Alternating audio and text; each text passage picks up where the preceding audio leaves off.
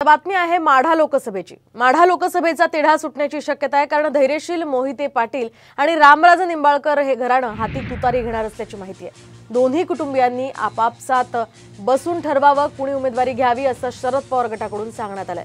त्यामुळे उमेदवार मोहिते पाटील की रामराजे निंबाळकर यांच्या घरातील असेल हे पुढील काही दिवसात स्पष्ट होणार आहे। तसंच मोहिते पाटील यांच्या घरातून धैर्यशील मोहिते पाटील तर रामराजे निंबाळकर यांच्या घरातून संजीव राजे निंबाळकर हे माढा लोकसभेसाठी इच्छुक आहेत। त्यामुळे दोन्ही घराणे आता शरद पवार गटात प्रवेश करणार का हे पाहावं लागणार आहे। तर माढा लोकसभेची तुतारी आता कोण फुंकणार आपण पाहूयात ग्राफिक्सच्या माध्यमातून। तर धैर्यशील मोहिते पाटील हाती तुतारी घेणार आहेत।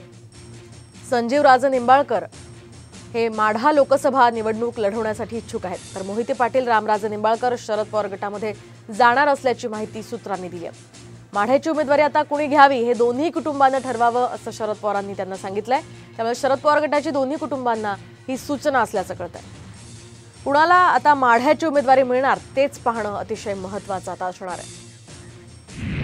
तर माढ्यापाठोपाठ साताऱ्याचा सुद्धा निर्णय झालाय। 2 दिवसात साताऱ्याचा सुद्धा उमेदवार जाहीर होईल अशी माहिती शरद पवार यांनी अनौपचारिक गप्पांमध्ये दिली आहे। पृथ्वीराज चव्हाण तुतारी चिन्हावर लढण्यास इच्छुक असतील तर त्यांचा विचार होऊ शकतो असं पवारांनी म्हटलंय।